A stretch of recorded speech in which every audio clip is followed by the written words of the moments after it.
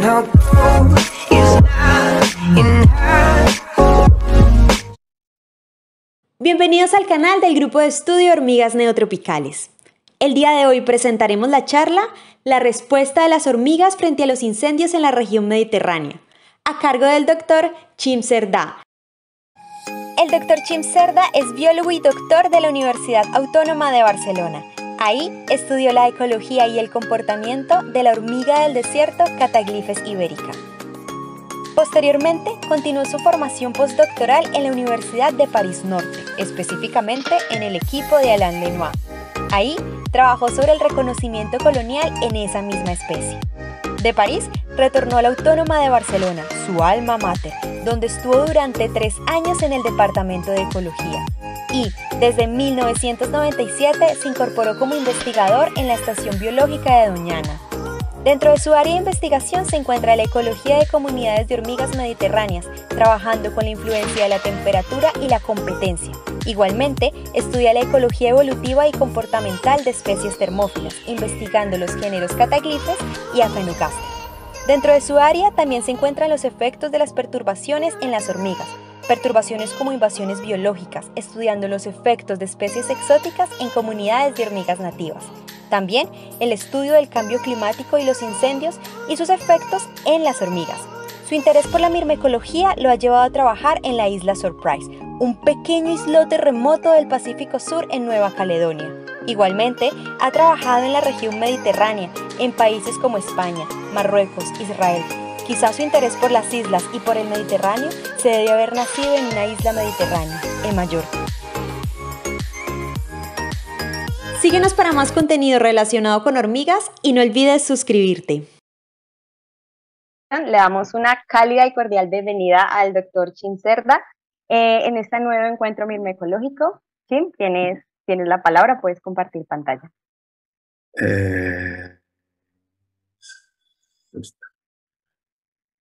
Listo, ya la vemos. Sí. Sí. A ver si... Si quieres, puedes ponerla en presentación. Ajá. Sí. ¿La veis ahora en modo presentación? Perfecto. ¿Sí? Sí. ¿La veis bien? Ok, bueno, disculpas por el retraso. Culpa mía por ignorar el cambio de hora con respecto a América. Lo primero, daros muchísimas gracias a los integrantes del Grupo de Estudio de Hormigas Neotropicales por haberme invitado a dar esta charla. La verdad que es un honor, aunque no seamos neotropicales, voy a hablaros un poco del Mediterráneo, pero bueno, espero conseguir que os parezca relativamente interesante. Entonces, bueno, voy a centrar mi charla en la respuesta de las hormigas frente a los incendios en la región mediterránea, que es más o menos los últimos proyectos que estoy desarrollando actualmente están referidos a este tema, aunque en realidad tienen de lejos. De hecho, quiero dedicar esta charla a mi amigo y colaborador de toda la vida, Rafael Boulet, porque fue él el que me metió en el tema este de los incendios, que no es especialmente agradable, porque la verdad que no es nada divertido, y si no que se lo digan a Jota, del que hablaremos luego, estar metiéndote en medio de zonas que se acaban de quemar o que se han quemado hace poco, todo lleno de carbón, y la verdad que el paisaje a veces es bastante triste. Pero desde el punto de vista científico es muy interesante. Entonces, Rafael me llevó a los incendios y también con Rafael me fui a la isla de Joskar, en Finlandia, donde estuvimos trabajando con Kari Vepsäläinen y con Rita Savolainen, grandes especialistas y para mí verdaderamente unos maestros en ecología de comunidades de hormigas, que, como dice Carrie, hay que tener en cuenta que en los estudios de hormigas no debemos olvidar sobre todo la escala. Es decir, que nuestro objetivo tiene que ser la búsqueda de patrones repetidos e intentar explicar esos patrones a diferentes niveles. En el caso de individuo, población o comunidad, en el caso de nuestro, como son insectos sociales, podemos considerar que el individuo es la colonia. Y digamos que nuestros estudios sobre incendios, sobre los efectos de los fuegos sobre las hormigas, están más o menos en esos 3 niveles, es decir, en lo que es las colonias o en lo que es las comunidades y un poco más allá. De hecho, vais a ver que en la mitad de mi charla no hay nada nuevo. Bueno, no hay nada nuevo para la mayoría de la gente que haya leído mis trabajos. Como yo pienso que casi nadie los lee, y hacéis bien, tampoco hace falta. Os los voy a explicar un poquito porque la verdad que son resultados bastante curiosos. La diapositiva la dejo aquí para que veáis, que sepáis, tengáis las referencias para el que tenga más interés, pero tampoco es que me vaya a poner ahora a describiros cada uno de estos trabajos. Simplemente deciros que todos esos trabajos son el resultado de muchos años de colaboración con mucha gente y que todo esto empezó además en un proyecto con gente de la Universidad Autónoma de Barcelona, del CREAF, con Xavi Hernán y con Ansel Rodrigo, además de Rafael Bulé, que estaba conmigo en Doñana, en el CSIC, y que alrededor nuestro pues tuvimos un gran equipo tanto de amigos, de colaboradores, como de ayudantes, como Michael Jowers, Jessica Pierce o Stefan Koh, que fueron nuestros postdoctorales en estos proyectos, y que bueno, nos han permitido conseguir resultados bastante interesantes. Voy a empezar un poquito contando lo que es nuestro primer trabajo, nuestra primera llegada a una zona quemada. Fue un incendio que hubo en Cataluña en junio del año 2009, al que llegamos 4 días más tarde de que se hubiera quemado. Era un incendio pequeñito, donde se mezclaban las zonas quemadas con las zonas no quemadas, y además era un mosaico de paisaje con un 70% de bosque, un 25% de cultivos y luego también había matorrales. De hecho, el incendio comenzó precisamente porque fue una cosechadora que a raíz de unas chispas durante la cosecha provocó este incendio forestal. Entonces, eso nos permitió llegar casi en el momento cero de este incendio a estudiar qué era lo que ocurría.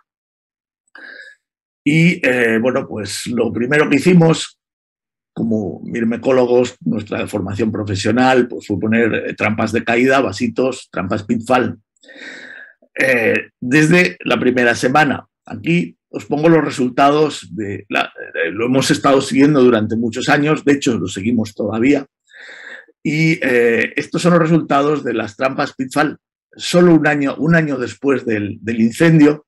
Y aquí vemos, digamos, a la izquierda tenemos la zona, o sea, la abundancia de las hormigas de las diferentes especies en la zona no quemada, y a la derecha, en barras negras, tenemos la abundancia de las especies en la zona quemada. Entonces, lo primero que vemos son 3 grupos de especies.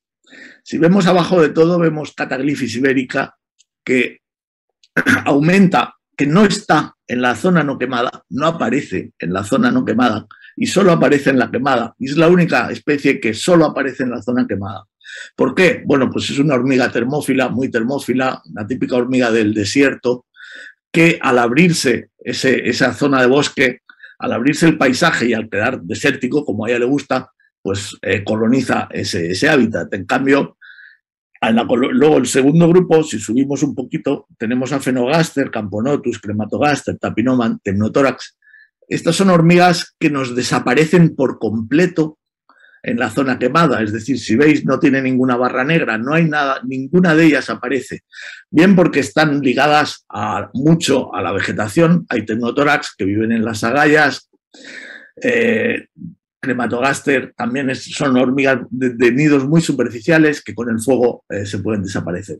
Y luego tenemos una serie de especies que están, a pesar de que son más abundantes en el no quemado, también se siguen manteniendo, siguen resistiendo un año más tarde del incendio, siguen resistiendo en el quemado. Y como concretamente voy a centrarme ahora en una de ellas, que es a Phenogaster gibosa. ¿Por qué? Porque a Phenogaster gibosa aparentemente vemos que un año después del incendio sigue teniendo la misma abundancia en la zona quemada que en la zona no quemada. Es decir, uno diría que no le importa el fuego, que sigue viviendo igual de bien que antes del fuego. Entonces, fue por eso por lo que nos concentramos mucho en el estudio de esta especie y nos pusimos, entre otras muchas cosas, a desenterrar hormigueros, tanto en zonas, en parcelas no quemadas como en parcelas quemadas. Eran bastante difíciles de desenterrar, la verdad, era bastante latoso. Desenterramos alrededor de 20 hormigueros en un tipo de hábitat y en el otro.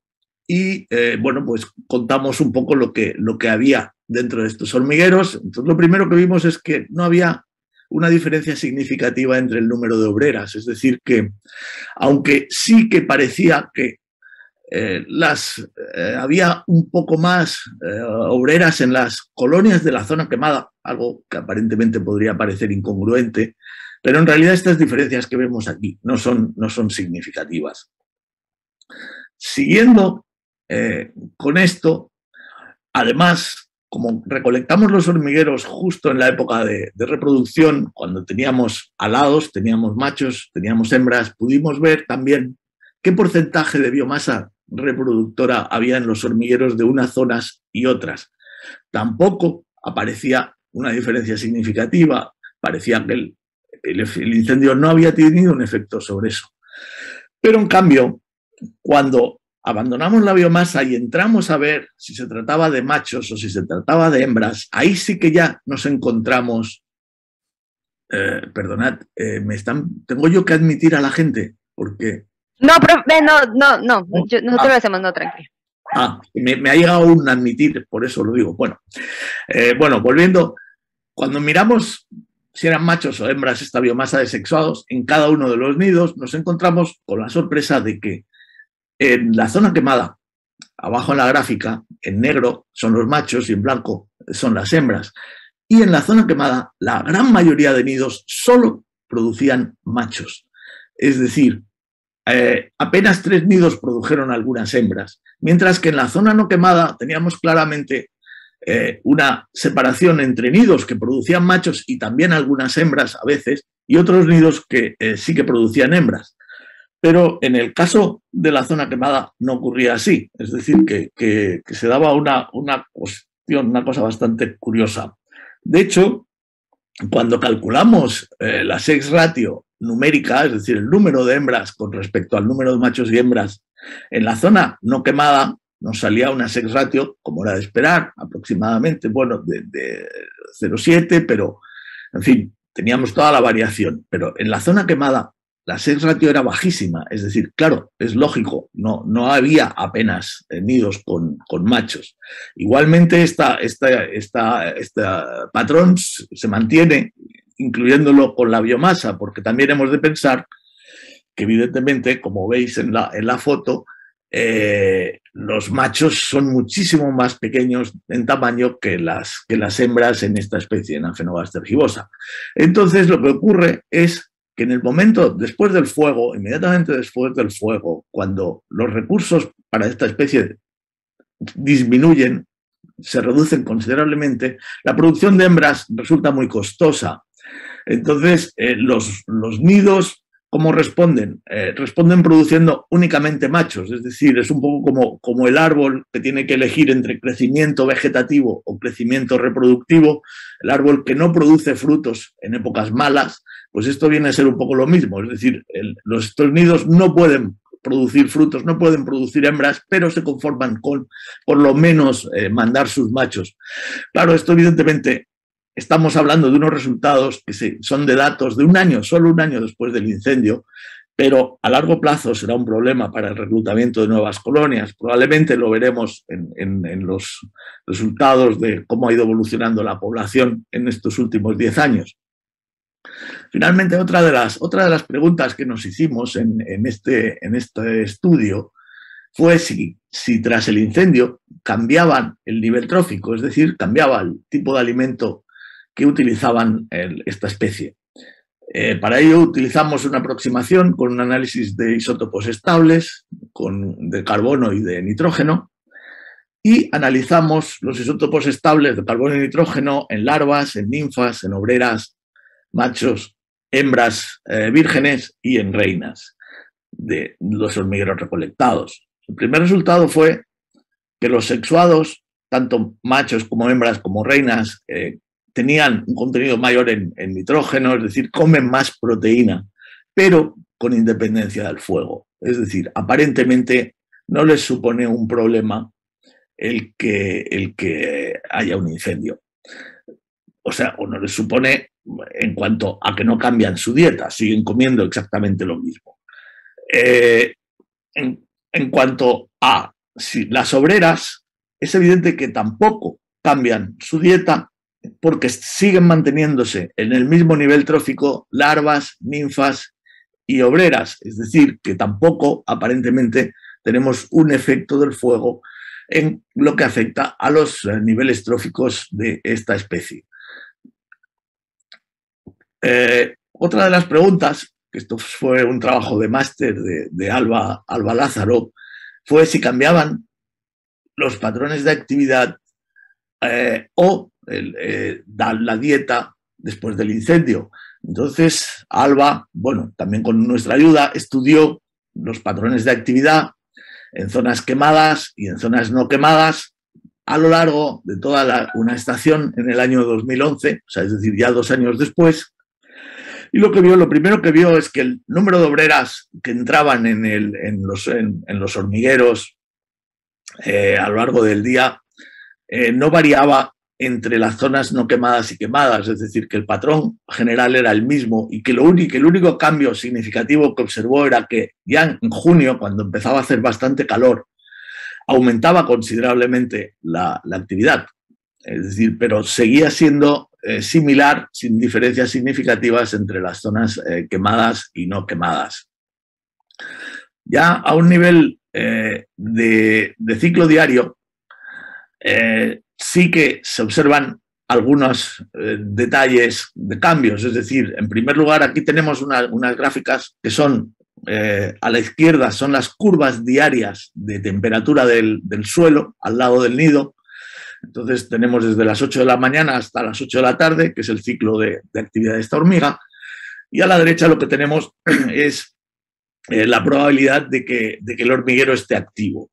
Entonces, las zonas quemadas son las discontinuas, la B, y la zona no quemada es la V, la Barnett, que es la línea continua. Entonces, lo que se ve, en primer lugar, es que las temperaturas, las curvas de temperatura discontinuas de zona quemada siempre son muy superiores a las de la zona no quemada, es lógico, hay muchísima menor cobertura vegetal, no hay ninguna cobertura arbórea, entonces el suelo está mucho más expuesto y las temperaturas suben mucho más.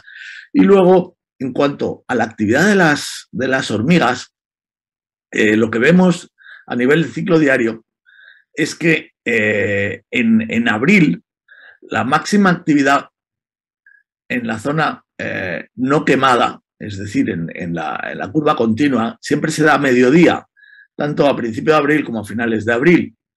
Pero en cambio, en la zona quemada no hay ningún patrón diferencial, es decir, tienen el mismo patrón de actividad a lo largo de todo el día. Luego esto ya va cambiando conforme va aumentando el calor, o sea, la temperatura. Entonces ya en mayo, a finales de mayo, vemos cómo las curvas cambian y además se hacen más parecidas las de actividad en quemado y no quemado. Y respecto a la dieta pacientemente, donde Alba y sus amigas colaboradoras se dedicaban a recolectar todas las presas que acarreaban las Aphenogaster y con las que volvían al hormiguero, lo primero que vio es que no había diferencias en general entre la cantidad de insectos y de restos vegetales en zonas quemadas y no quemadas, pero sobre todo la importancia en esta especie que es omnívora. Es muy importante en la dieta vegetal. Entonces se centró en el estudio de los recursos vegetales y lo primero que hizo fue estudiar alrededor del hormiguero la disponibilidad que había de recursos, que los principales eran pétalos de flores que acarrean al hormiguero y semillas. Y lo comparó con lo que luego traían.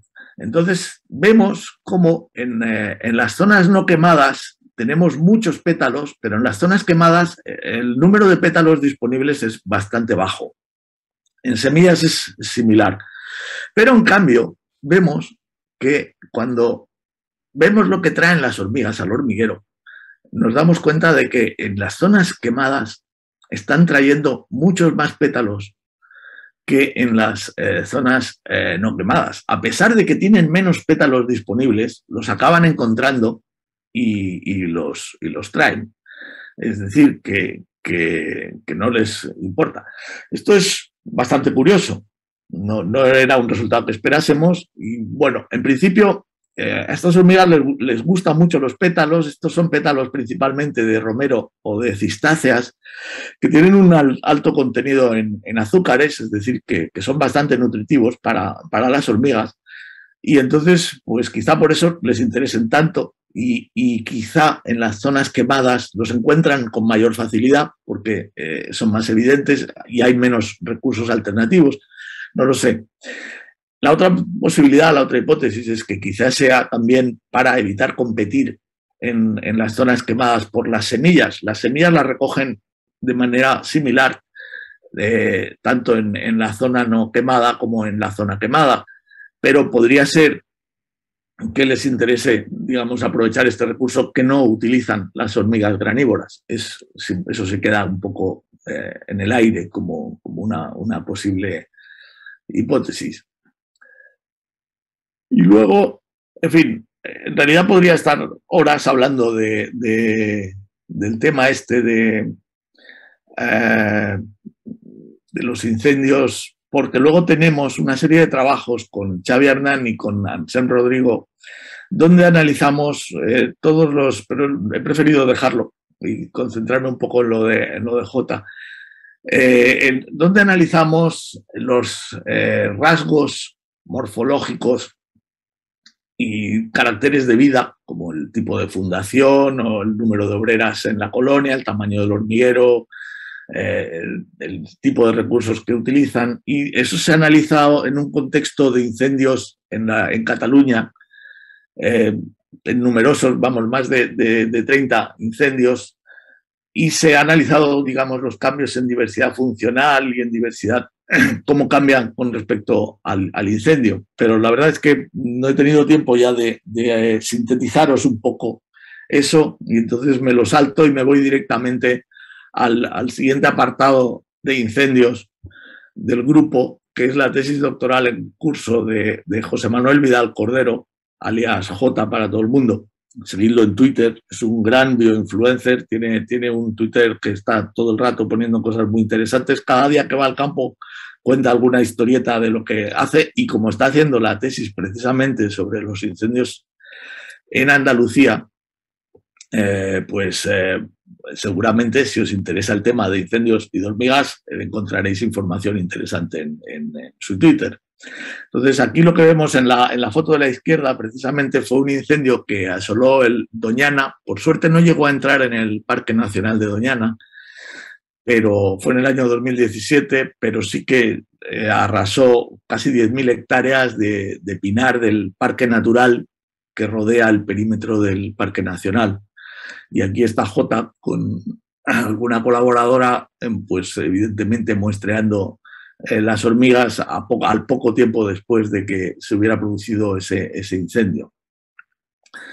Entonces, en la tesis doctoral de Jota, lo que está haciendo es, bueno, lo primero que tuvo que hacer es meterse a bucear en las bases de datos para averiguar sobre los incendios en Andalucía durante los últimos 40 años o más. Y se ha concentrado solamente en trabajar en incendios de pinares, porque si no, claro, se complicaba muchísimo la búsqueda de patrones. Si estábamos trabajando con diferentes formaciones vegetales, eso hacía muy difícil luego el encontrar patrones. Entonces se concentró en incendios que tuvieron lugar en bosques de pinos. Esto es en Andalucía, que es el sur de España. Bueno, aquí podéis ver el mapa.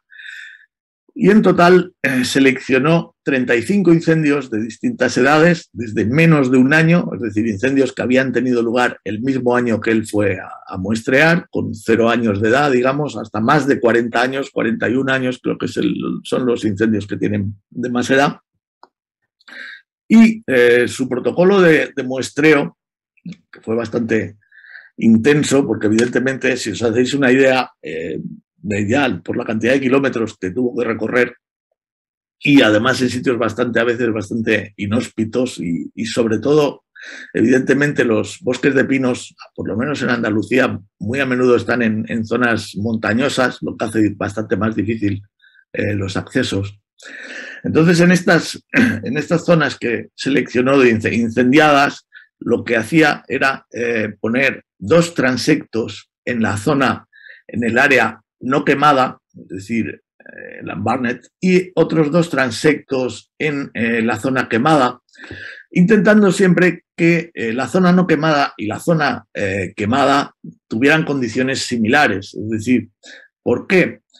Pues porque como no podemos muestrear lo que había antes de que llegáramos, o sea, antes de que llegara el fuego, perdón, pues la única manera que tenemos es compararlo, suponiendo que lo que no se ha quemado es exactamente igual a lo que se ha quemado. Entonces vamos a suponer que antes lo quemado era igual que lo que tenemos no quemado. Entonces comparamos los resultados en las áreas no quemadas con las áreas quemadas.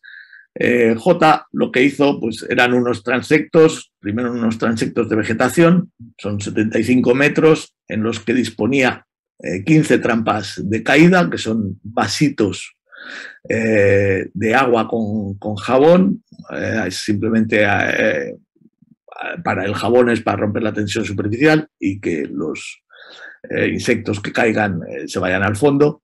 De 20 centilitros, pues son vasitos de plástico blancos que se dejan durante 24 horas. La razón es que no estamos buscando un muestreo exhaustivo de la fauna, es decir, solo 24 horas, evidentemente, mucha gente me dirá, bueno, eso es un resultado, te vas a dejar fuera muchas especies de hormigas. Sí, pero es que a menudo estamos trabajando también en espacios protegidos. En esas trampas a veces también pueden caer pequeñas musarañas, o sea, micromamíferos, pueden caer algunas lagartijas. Entonces, tenemos que disminuir en lo posible el riesgo de captura de vertebrados y, digamos, como lo que estamos haciendo es un estudio comparado, digamos que nosotros solo vamos a tener aquí efectivamente las especies más abundantes, es decir, que nuestra comparación no va a ser una comparación exhaustiva a nivel de detalle, sino de grandes rasgos.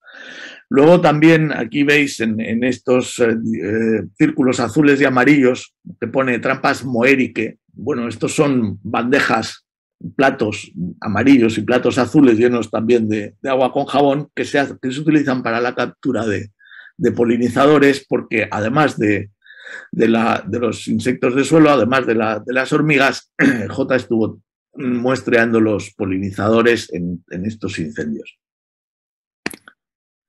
Entonces, aquí tenemos un primer esbozo de lo que le salió a J en sus 35 incendios. Los colorines, que los puso J a mano, nos indican el número de especies de hormigas que le aparecieron en cada uno de estos incendios. Es decir, en azul tenemos que tenía entre 5 y 9 especies de hormigas. Luego en amarillo tenemos que tiene entre 10 y 13 especies de hormigas y en naranja tiene, bueno, os advierto que yo soy daltónico, es decir, estoy hablando de colores, para mí esto es naranja, pero bueno, supongo que más o menos debe serlo. Entonces, en naranja son entre 14 y 18 especies de hormigas.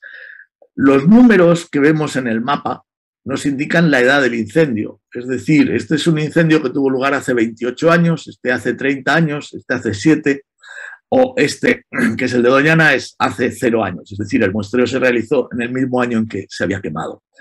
Entonces, la idea era ver el cambio en el número de especies de hormigas entre la zona quemada y la zona no quemada, es decir, la pérdida o la ganancia con el tiempo, si afectaba, digamos, también la edad del incendio, es decir, si en el incendio, o sea, el incendio que tuvo lugar hace 41 años, había recuperado ya muchas especies o no. En realidad, simplemente viéndolo, nos damos cuenta de que no. Vemos que los incendios, estos que tenemos aquí de 41 años, están en azul, lo cual quiere decir que tienen entre 5 y 9 especies de hormigas, mientras que tenemos otros de 0 años, como este, que tiene entre 10 y 13 especies de hormigas.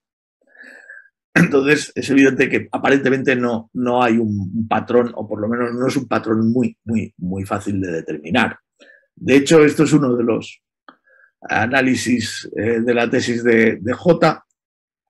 Y aquí lo que vemos pues, viene a ser el mapa anterior, pero ya puesto más bonito, es decir, que nuevamente tenemos el número indicándonos la edad del incendio y el color nos indican el cambio en riqueza de especies, es decir, si el azul es que ha perdido especies, o sea, el amarillo es entre 0 y 1, ha ganado entre 0 y 1 especie de hormigas, y luego ya a partir de los tonos cálidos, naranja y rojo, es que está aumentando la riqueza de especies. Entonces, con respecto a su zona no quemada. Entonces, lo que vemos aquí es que el incremento de especies es independiente del tiempo desde que fue el incendio, es decir, no nos ha salido una relación significativa, no ha salido un patrón nada evidente.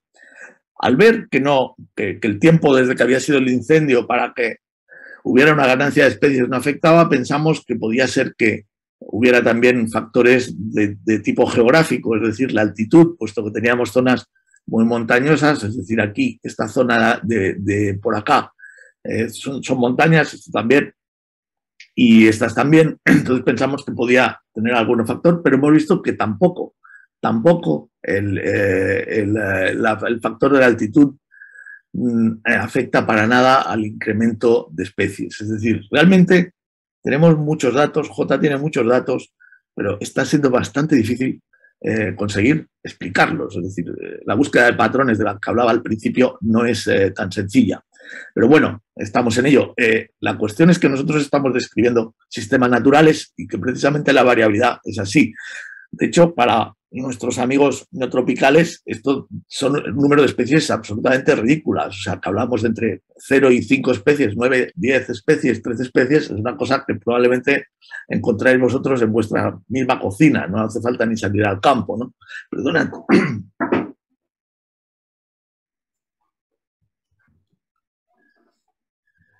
Pero bueno, la cuestión es que no siempre conseguimos explicar lo que vemos, pero por lo menos es importante que, buscar, conseguir verificar nuestra hipótesis, pero por lo menos es importante explicar lo que estamos viendo. Es decir, aunque no consigamos explicarlo por completo, las razones, las causas, sí que puede ser bueno explicarlo, publicarlo, incluso estos resultados que no conseguimos tener patrones, porque a lo mejor llegará otro después nuestro, detrás, que conseguirá explicarlo. Siguiendo con la tesis de J, también otra de las cuestiones que ha analizado dentro de estos estudios de los incendios de diferentes edades ha sido si cambian las relaciones de dominancia, es decir, a nivel de comportamiento cambian después del incendio. ¿Por qué?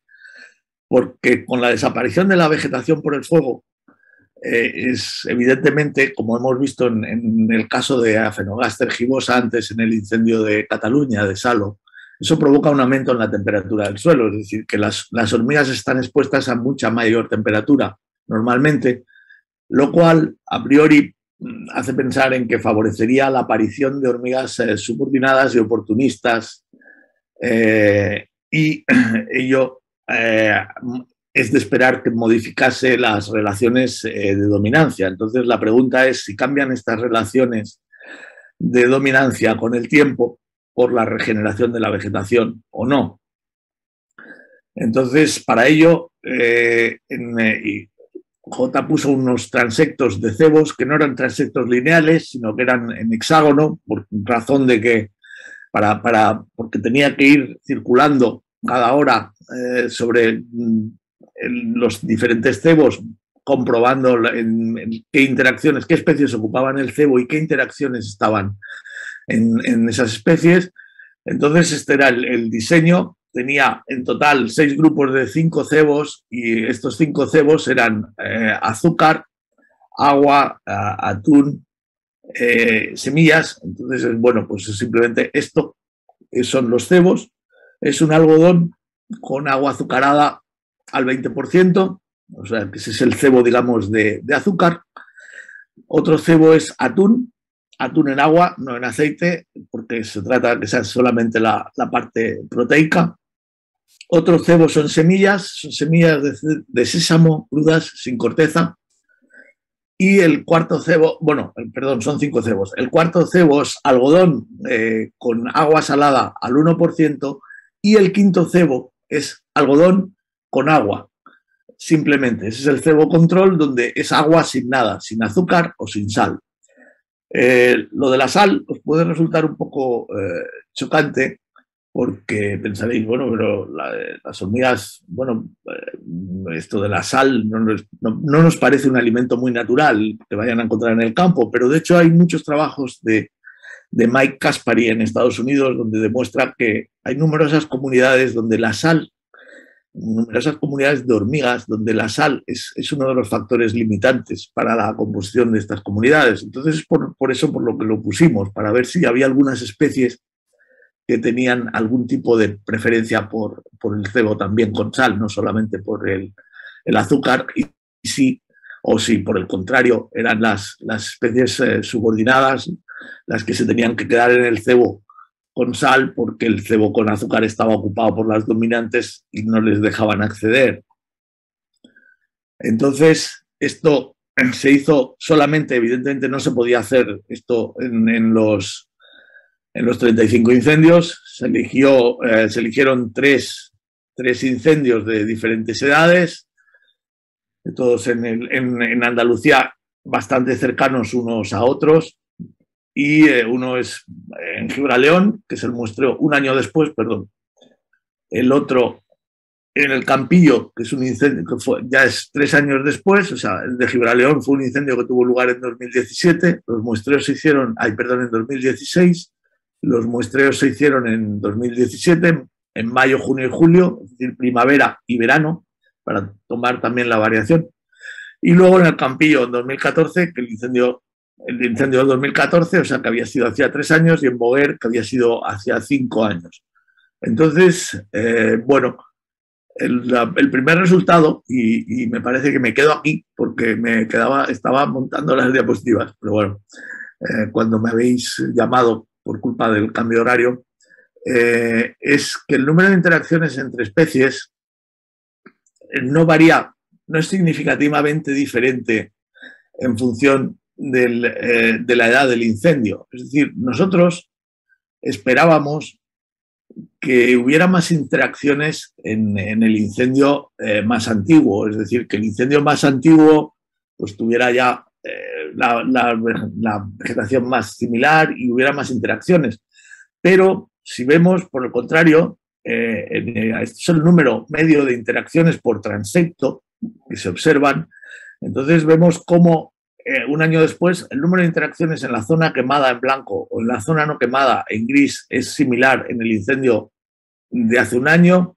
También ocurre lo mismo en el incendio de hace 3 años, pero en cambio lo que ocurre es que en el incendio de hace 5 años, en la zona quemada, tenemos muy pocas interacciones. Entonces, esto es otro ejemplo de los problemas que nos producen los muestreos, es decir, es una cosa que era completamente inesperada y es complicado de explicar realmente por qué hay tan pocas interacciones en este incendio cuando las estamos teniendo en los demás. Entonces, esto es un resultado que no nos esperábamos. Luego, ya continuando con el estudio, pero yo creo que exactamente mi presentación se acaba aquí. Lo que hemos visto es que dentro de efectivamente sí que hay un cambio en las relaciones de dominancia. Es decir, que hay especies dominantes que en las zonas quemadas desaparecen. O sea, no es que desaparezcan, es que pierden su ventaja. ¿Por qué pierden su ventaja? Pierden su ventaja fundamentalmente porque esas especies dominantes suelen tener una limitación bastante importante por la temperatura. Es decir,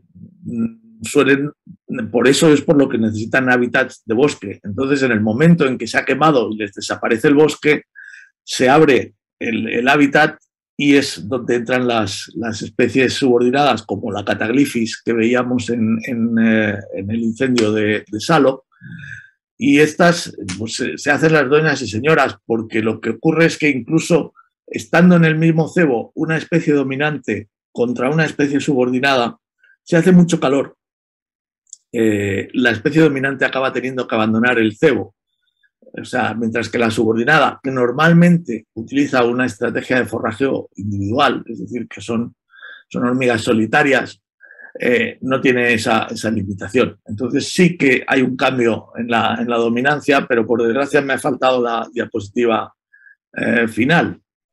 Entonces, pues bueno, yo creo que ya os he cansado suficiente, ¿no? Porque llevamos 43 minutos, me dice el reloj. Entonces, si queréis preguntar o si Diana, ¿estás ahí? O Camila.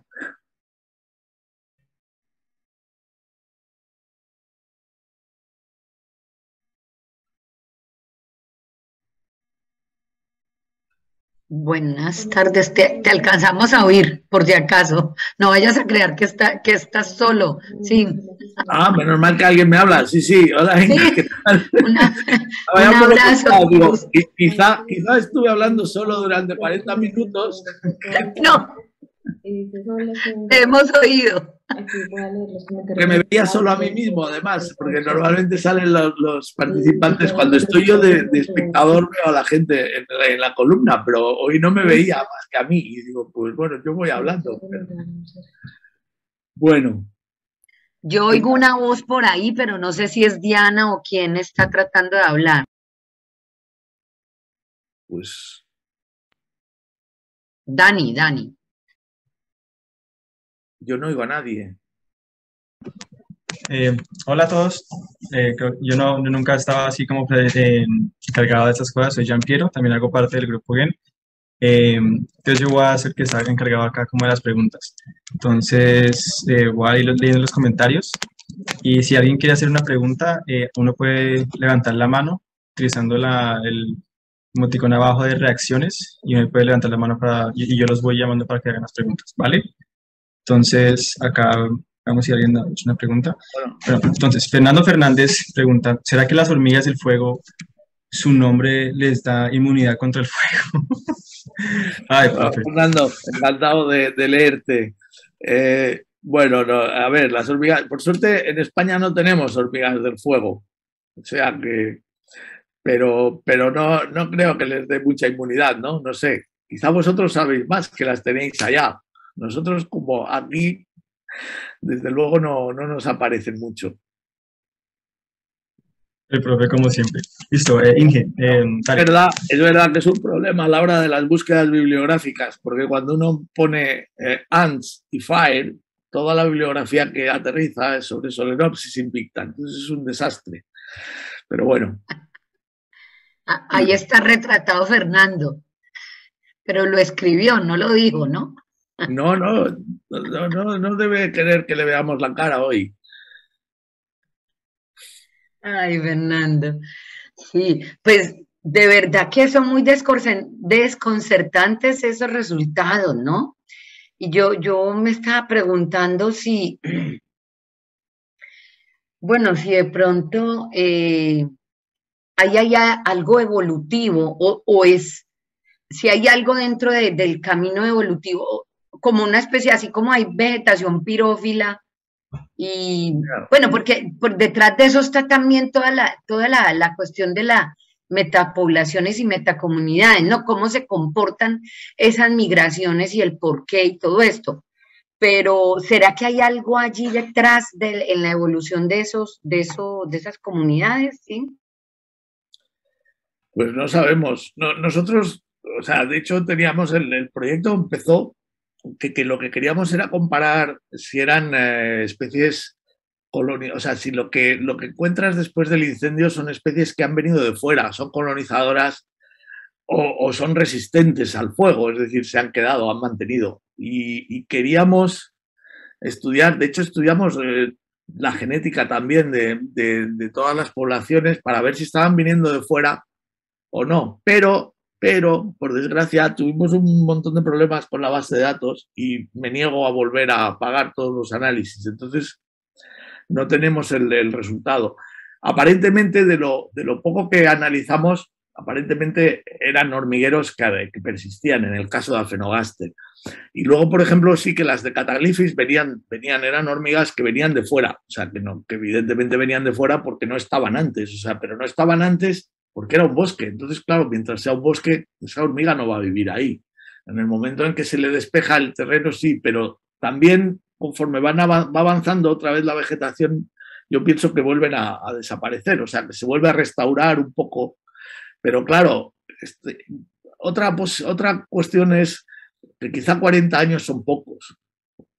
Es decir, que estamos mirando un patrón, intentando ver, o sea, los grandes cambios que hemos visto se producen en los 5 primeros años después del fuego. Pero luego ya a partir de ahí es un proceso muy, muy lento de cambio, realmente muy, muy lento. Y entonces de ahí viene probablemente la dificultad de encontrar patrones, porque estamos diciendo, este incendio tiene 15 años, este también tiene 15 años, este también tiene 15 años, pero es que cada uno probablemente tiene unas condiciones diferentes. Aunque hemos dicho, vale, son siempre bosques de pino, pero el tipo de suelo, o sea, a nivel de estructura del suelo, a nivel de clima también, o sea, puede haber un montón de factores. O sea, realmente nos hemos metido en un avispero.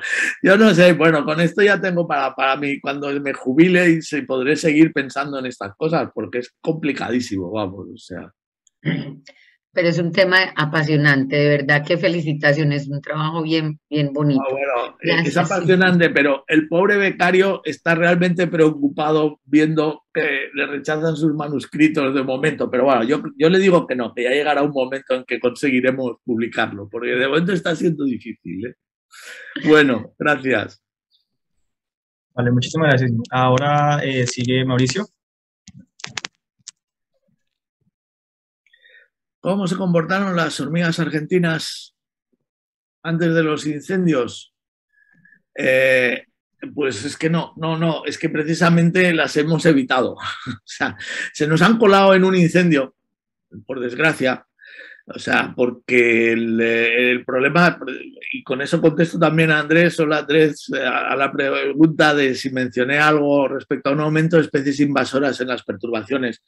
No, no lo hemos tenido. ¿Por qué? Porque en Andalucía la especie invasora por antonomasia es precisamente la hormiga argentina, pero a la hormiga argentina no le gusta nada el hábitat abierto, entonces sí que se puede encontrar en zonas de pinar, pero nunca se va a encontrar en un hábitat abierto. Pero el problema es que se nos mezclan dos perturbaciones. Entonces, precisamente a la hora de seleccionar los bosques quemados donde íbamos a trabajar, los seleccionamos evitando la presencia de la hormiga argentina. ¿Por qué? Porque es que entonces ya sí que nos complicábamos enormemente. Teníamos la perturbación por el fuego, pero en una comunidad que de partida ya estaba perturbada, puesto que tenía a la hormiga argentina introducida. Entonces, esas comunidades no las hemos estudiado. Pero lo que sí que hemos visto es que, desde luego, en las que se han quemado no ha entrado la hormiga argentina, pero es que es lógico, o sea, porque hay muy poca cobertura para, o sea, o sea, Andalucía es una región bastante, en general, con un clima bastante seco y bastante árido. Entonces, todavía en las zonas de bosque y en la Argentina puede vivir bien, en zonas húmedas, junto a ríos. Pero, por ejemplo, ya en montaña no, porque hace demasiado frío y entonces, pues bueno, realmente no. A ver. Muchas gracias, Shim. Ahí Fernando Fernández otra vez pregunta, ¿existe algún paper reciente que revise el tema de fuego y hormigas a nivel global? Todavía no, pero lo haremos, Fernando. No, ahora mismo no, no lo hay. O sea, de hecho, tenemos pensado prepararlo, porque precisamente además es que por suerte los resultados son muy contradictorios, no solo los nuestros propios de la península ibérica, de este país pequeñito de aquí, del sur de Europa, sino que en general también, o sea, que la búsqueda de patrones cuando tomamos publicaciones de Sudáfrica o de Australia, también salen cosas muy, muy contradictorias entre unos y otros trabajos. Entonces, sí que tengo mucho interés en hacer una revisión y un metaanálisis para ver realmente. O sea, de hecho, incluso me planteo si nos sirven de verdad las hormigas como bioindicadoras de la recuperación después del fuego, porque con esta enorme variación que estamos encontrando, quizás no nos sirvan, pero bueno, ya veremos.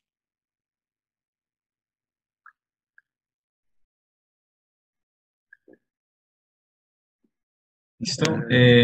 No tenemos más preguntas. ¿Alguien más tiene alguna otra pregunta que quiera hacer?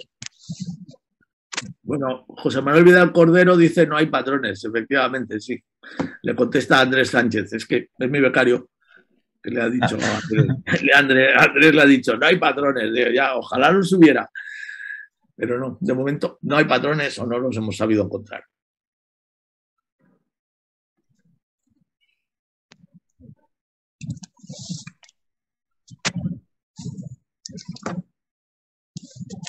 Bueno, El profe Fernando alzó la mano. Ah, ya se la bajó. sí, no, ya lo bajo. ¿Me escucha, Piero? Sí, Sí, ahí se escucha mejor. No, es agregar un comentario con respecto a la interesante charla de Exim. Hace un buen tiempo en la Reserva La Macarena, que queda en el oriente colombiano, en la cuenca del Orinoco, tuvimos oportunidad de hacer muestreos de hormigas en invierno y en verano. En verano hay incendios naturales y hay incendios provocados por humanos. Y en más de una oportunidad tuvimos la posibilidad de ver las hormigas del suelo, las que forrajean en el suelo, antes de un incendio y después. Después del incendio todo queda carbonizado, ¿no? Todo ya queda negro y se ven cuerpos de algunos insectos muertos, por ejemplo de ortópteros. Y me llamó la atención que la sectatoma, que son unas hormigas que yo creo que son un poquito equivalentes por su tamaño y hábito a las Aphenogaster, que nos mostró Sim en una de sus diapositivas. sí, sí. Las únicas que veíamos buscando comida. Estaban tranquilamente forrajeando, haciéndose a cuerpos de insectos que no estaban quemados del todo y ocupaban tranquilamente la superficie amplia, cosa que antes del incendio no se veía. Aunque no hicimos ningún estudio cuantitativo, ¿no? Porque pues fue una observación casual que hicimos en 2 incendios. Sí me llamó la atención que inmediatamente después del incendio, cuando ya uno puede caminar, ¿no? Sobre la superficie carbonizada del pasto, Toma era la única hormiga que tranquilamente estaba forrajeando y por lo visto, obviamente, ¿no? El incendio no afectó a las colonias, sino que digamos, las benefició en el sentido de tener mucho alimento disponible. No sé por cuánto tiempo después, pero fue una observación que me pareció interesante.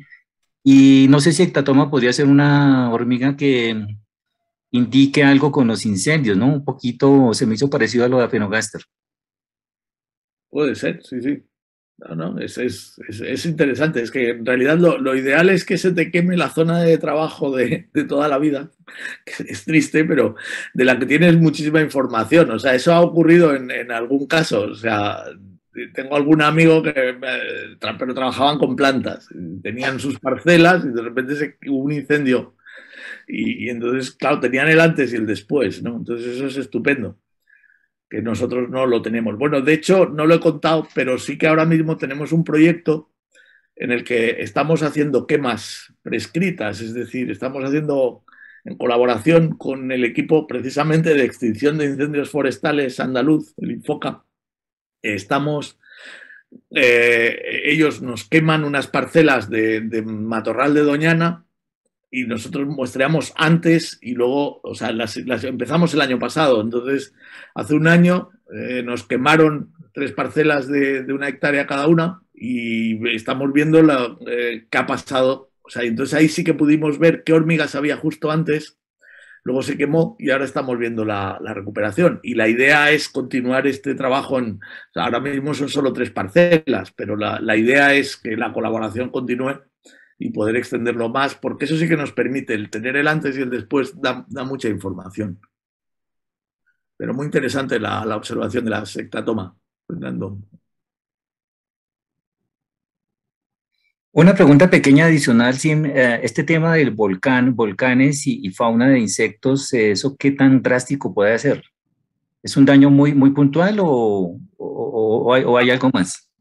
Bueno, de lo que yo no lo sé, pero de los vídeos que he ido viendo del volcán, eso queda totalmente arrasado, o sea, es lava, no queda nada, no hay absolutamente nada de vegetación, porque claro, precisamente nosotros siempre hemos dicho que las hormigas en general, las hormigas que viven en el suelo, es decir, entonces, porque claro, las que viven en la vegetación, si se quema la vegetación, desaparecen las hormigas. Pero las que viven en el suelo, el hormiguero simplemente por el mero hecho de estar a 10 o 15 o 20 centímetros de profundidad, el fuego pasa por encima, pero no es...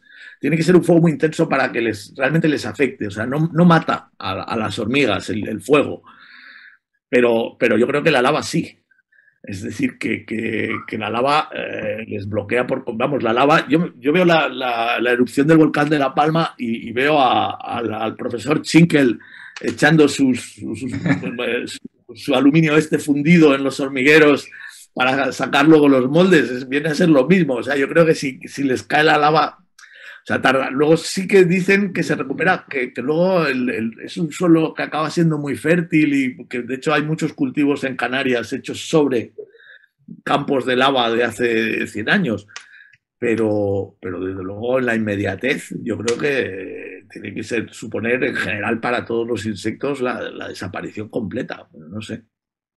Bueno, sí, ahí tiene un trabajo para los próximos años, excavar debajo de la lava para paleonidos. De lo que he leído yo, y era un ingeniero de carreteras, decía que era imposible quitar la lava de las carreteras, o sea, que había que construir encima. Ay, perdón. ¿Me perdonáis un minuto que me están llamando a la puerta y no tengo nadie?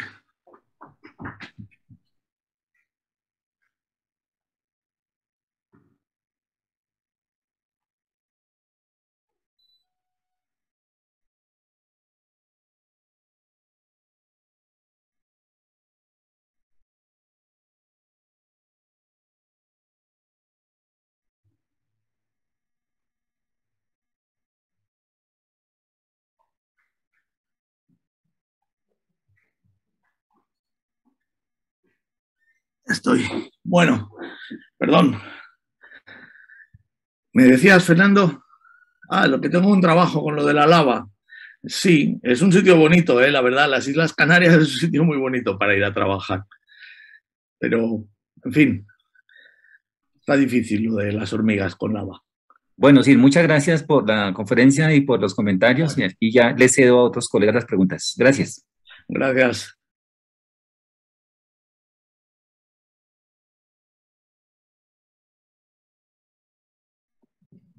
Sí, veo que se han conectado algunos compañeros de España. Sí, hubo un error en la promoción con el horario de España. Entonces, sí, por suerte sí hemos grabado el video y llegar en un momento y ya voy a averiguar dónde se va a subir el video para poder decirles para que lo puedan ver, ¿vale? Entonces, señor, un momentico.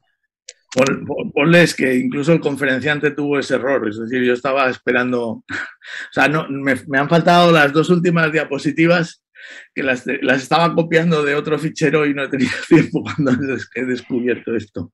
No, sí, yo te pido disculpas porque yo me confié y no corroboré la hora cuando me dijiste las 10 y allí se me pasó ese pequeño detalle de poner. Pero la charla la vamos a subir a YouTube. Vamos a subirla. Hay unas charlas que se deben subir primero, pero las vamos a subir y bueno, va a estar disponible para las compartimos. Pido disculpas. Bueno, no, nada. En fin, también yo tenía que haberlo comprobado, porque es cierto que además es que como la diferencia, claro, cuando mandamos la convocatoria la diferencia horaria era esta. No pensábamos que cambiaba, pero bueno, se le va a hacer. Bueno, Jota, lo siento que no hayas podido ver tus fotos, ya las verás en el vídeo.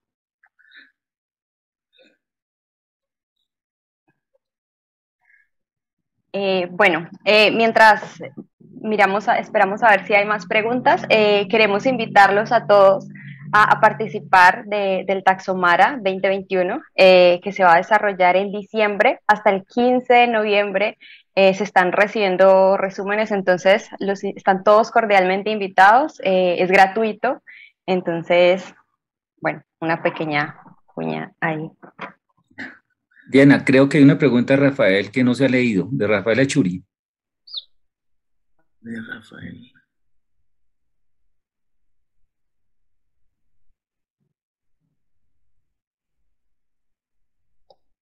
Yo no la puedo ver porque se me fue el internet hace poquito.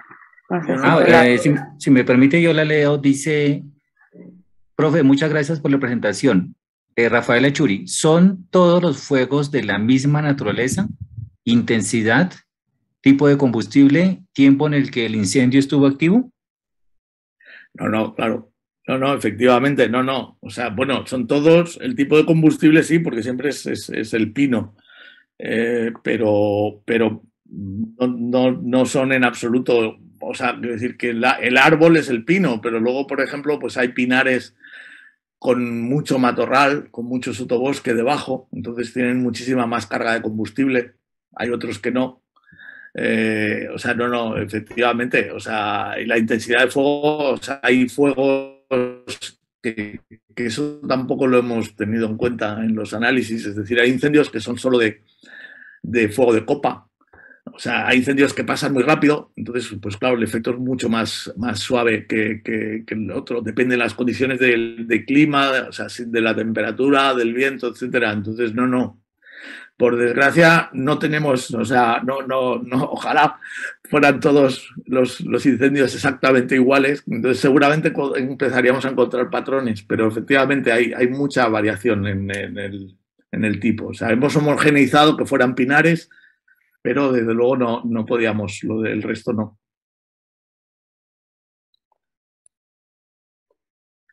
Yo tengo una pregunta.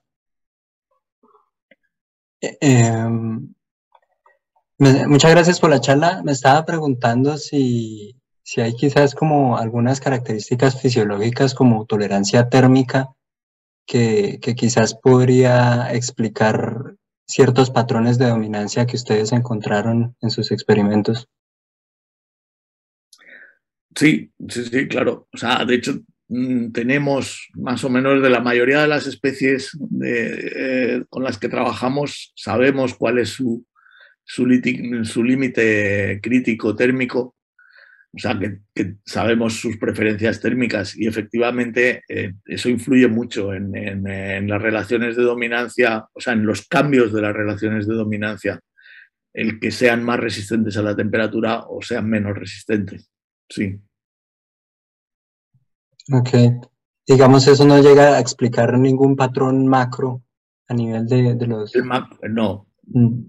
Es que claro, nosotros, o sea, claro, hablamos de cosas diferentes, ¿no? O sea, eso es digamos, es un enfoque muy puntual sobre la interacción entre una especie y otra, mientras que con lo otro lo que estamos mirando son los grandes patrones de abundancia, ¿no? Entonces, no, o sea, una cuestión es la competencia a escala pequeña, que ahí sí que más o menos encontramos, o sea, lo podemos explicar. O sea, el resultado de las interacciones de dominancia y los cambios son explicables. Ahí sí que más o menos, a pesar de que nos hayan salido cosas un poco raras, como que en un incendio haya tan pocas interacciones, pero eso es más o menos.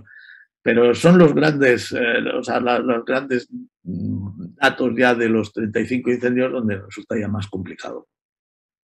Súper, muchísimas gracias, muy interesante el trabajo. A ustedes por la atención. Bueno, me temo que ahora están entrando todos los españoles retrasados. Ay, sí, qué pena el desorden. Pero bueno, sí, creo que ya no hay más preguntas. Te agradecen por tu presentación. Jorge Sousa escribe, gracias Jim, buena presentación. Eddie Marlon también escribe, buena presentación. Desde el grupo te agradecemos enormemente por aceptar nuestra invitación. Muy interesante tu trabajo, tu investigación. Y pues bueno, para los que se lo perdieron, para los que llegaron tarde también, va a estar disponible en nuestro canal de YouTube prontamente. Les estaremos avisando. Nuevamente, muchísimas gracias, Jim. Te mandamos un fuerte abrazo desde el grupo y bueno, nos vemos en una próxima ocasión. Gracias a vosotros. A ver si la próxima vez lo hacemos mejor.